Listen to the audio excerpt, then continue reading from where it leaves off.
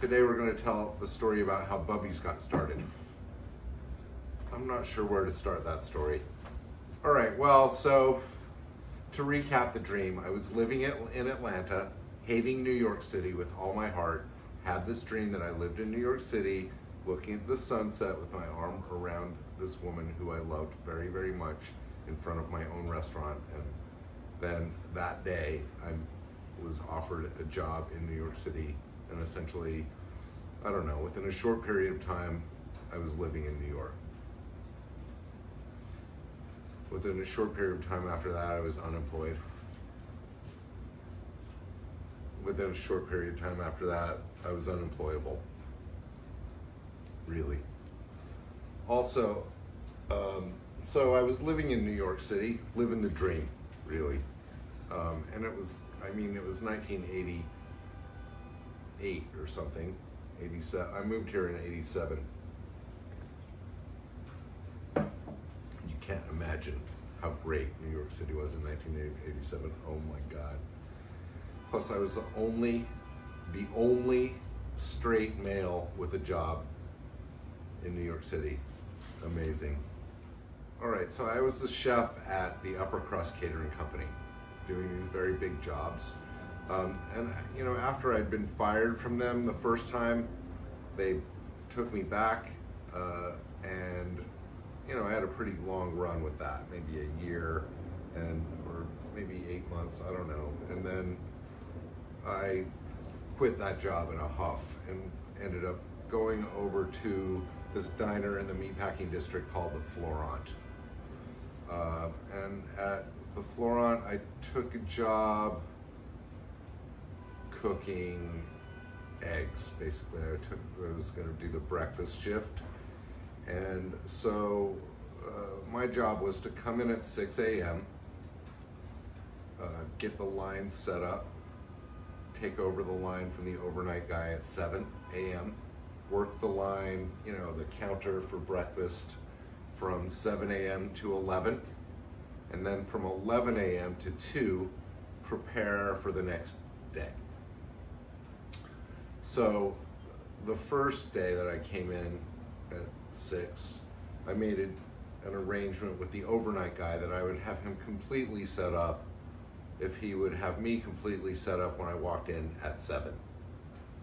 You know, and in turn, when he came in for his setup time, I would have everything he needed in a sheet tray ready for him to just go.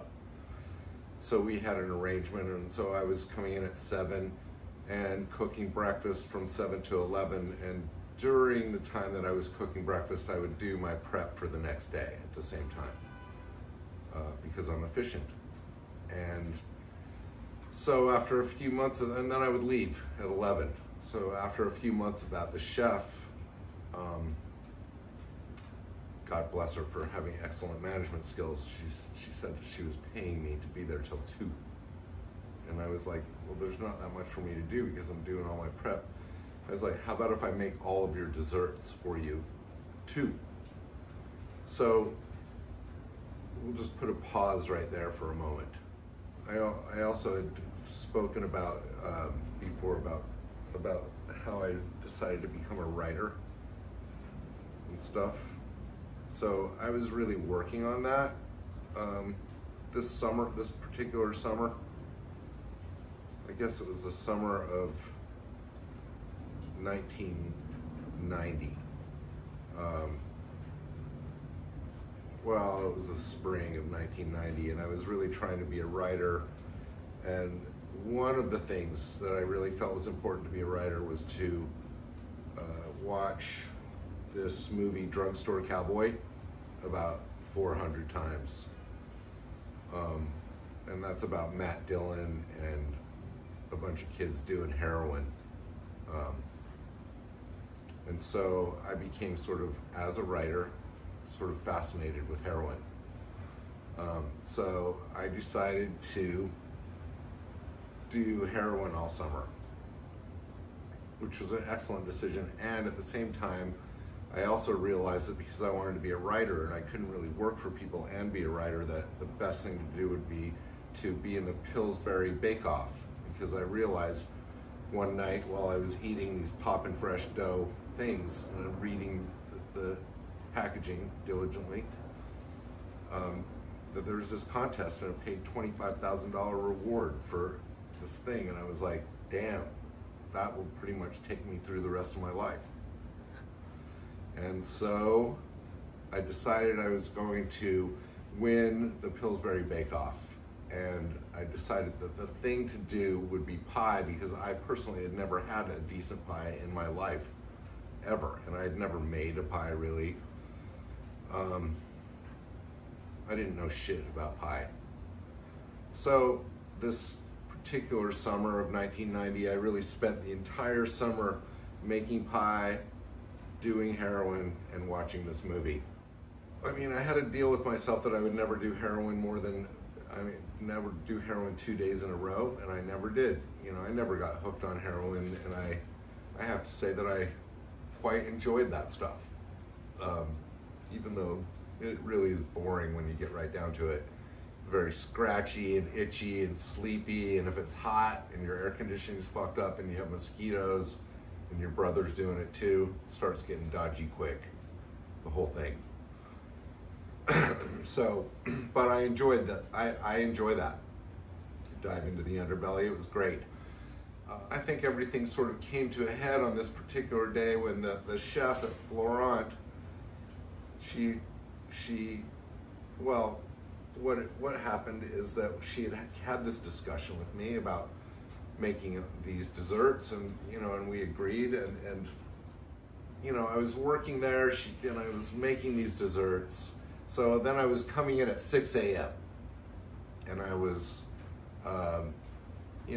getting all my mise en place together for the pies, take the line over at 7, finish putting these pies together, get them in the oven, make a couple of cakes, and have everything out and sort of wrapped up, and then I was leaving at like 11:15 probably.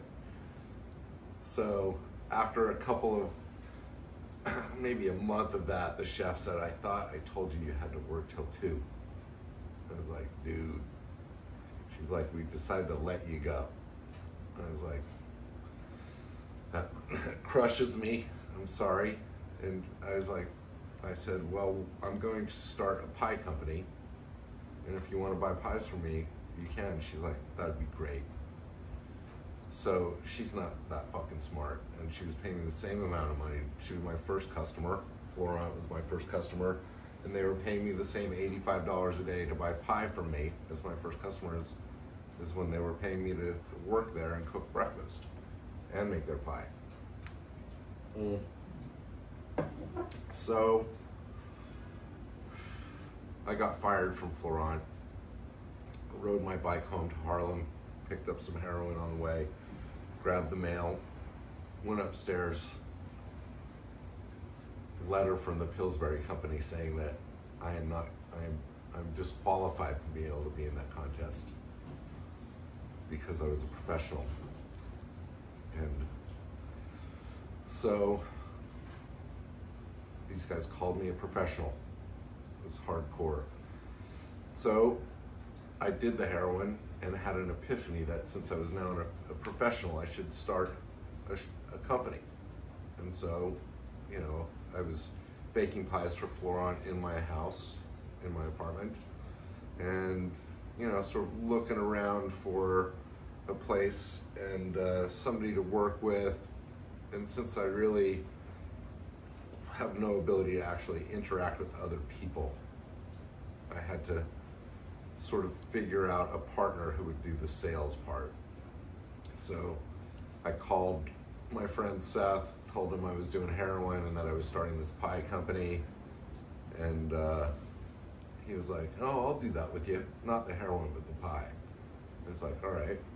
And then I went to my previous AA sponsor, who was like a sort of insanely weird closet homosexual AA person who collected young boys, and which I was at the time, and told him I'd been doing heroin and I was starting a pie company. He's like, awesome about the pie company.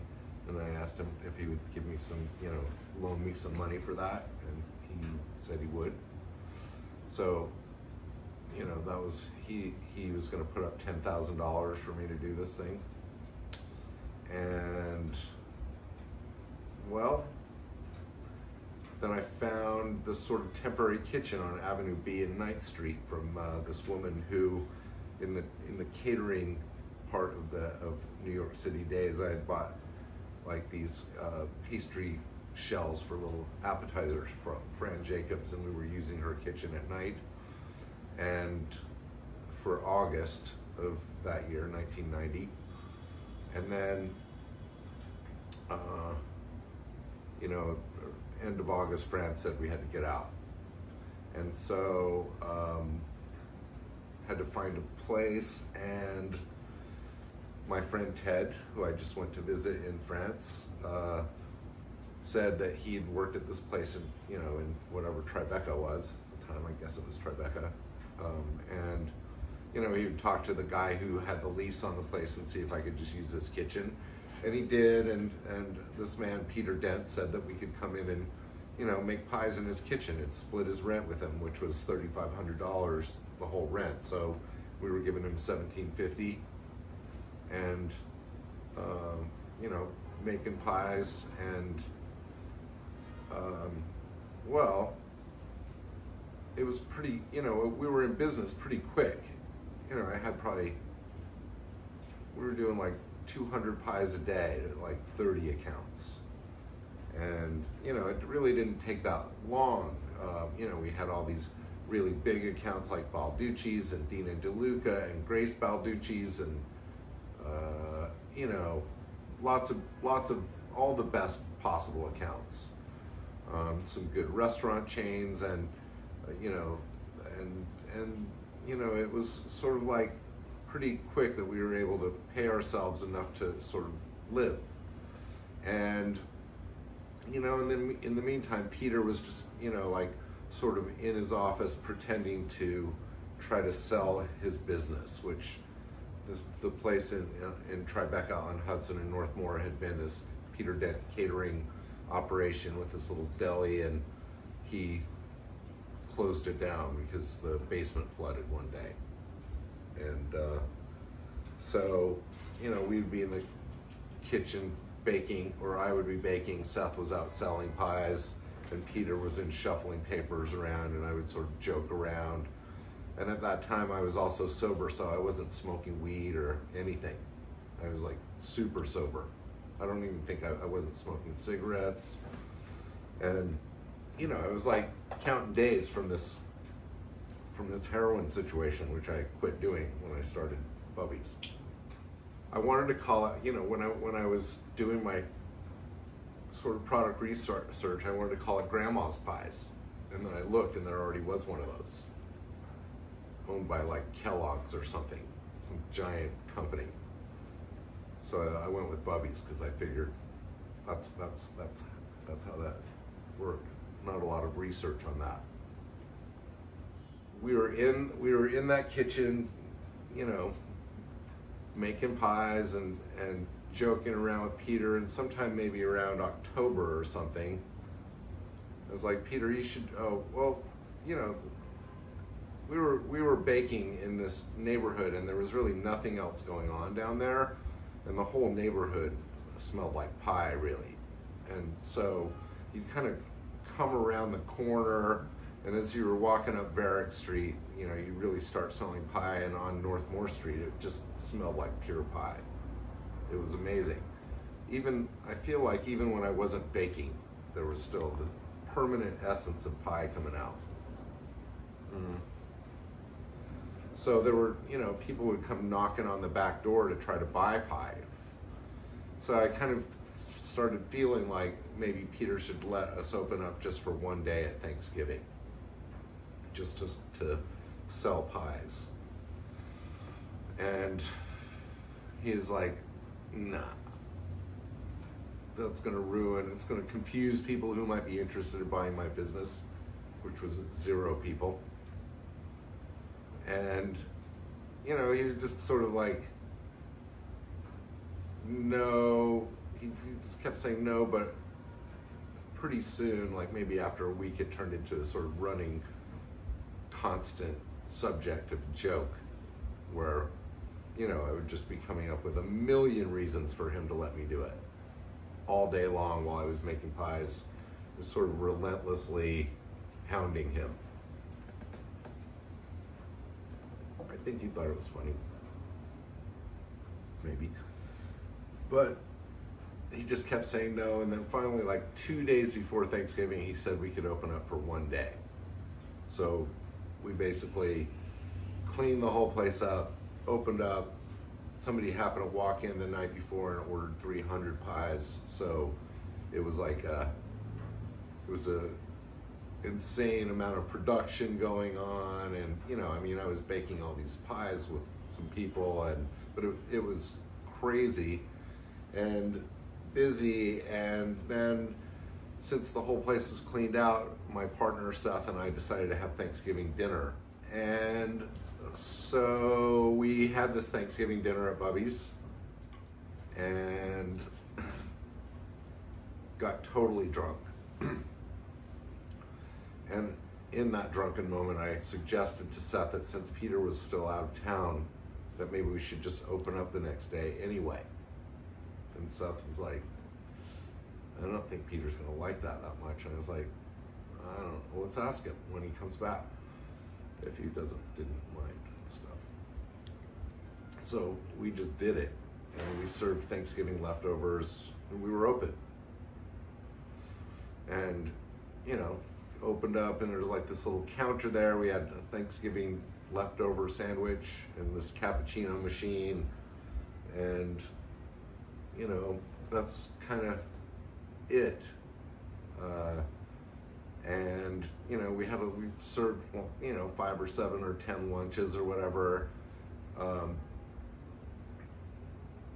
Our first customer was Isabella Rossellini, and our second customer was Blondie, and our third customer was Cyndi Lauper. And it was like, damn, I don't think these people are coming to see me, because they never heard of me, probably, I'm guessing.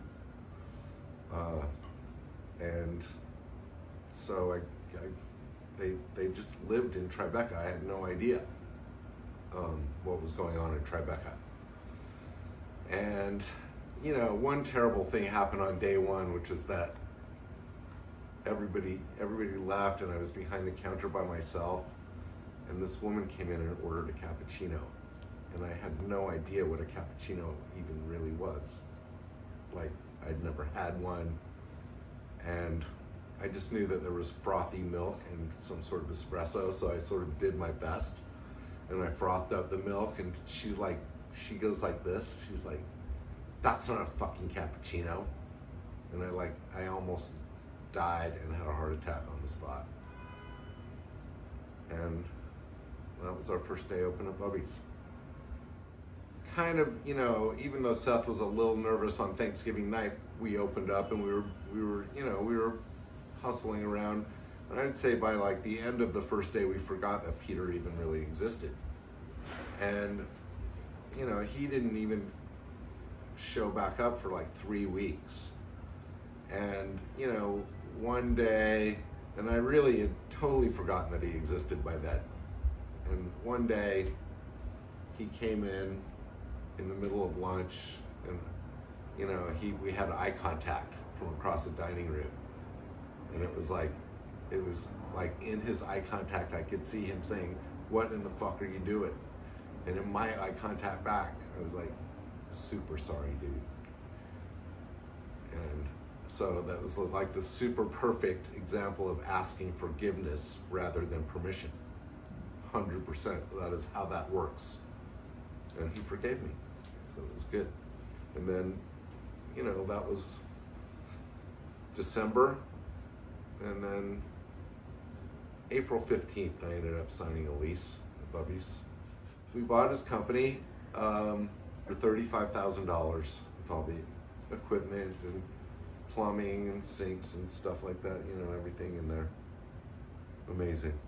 And it took a long, long time to come to be what it is today. And I would say fried chicken didn't come on that menu for a long time, but the pancakes are the same as they were from day one. The home fries and the Bubby's breakfast is the same. A lot of things are the same. The pumpkin pie, the cherry pie, apple pie is, well, no, the apple pie has changed. Because I used to do this mile-high apple pie. But, you know, the apples, you pile them high to begin with, so it would be super high, but then the apples cook down. So it's just got a bunch of dead space in there. That's not good. In Japan, I'm still stuck with the mile-high apple pie. There are people who grew up with pie. And, you know, my second wife, Catherine, her best friend, Jen Bervin, she and I wrote this pie cookbook together. She grew up in Iowa on a farm, and she is a pie person. And she really grew up with generations of pie. Like her aunt, her grandma, everybody made pie. And so I would say that my understanding of pie started to take form when we started writing that book together. Because, you know, we made pie that was passable, but I wouldn't say that I understood what the platonic, perfect, ideal pie was for a long time. And, you know, some of that had to do with the sort of negative views on lard. And,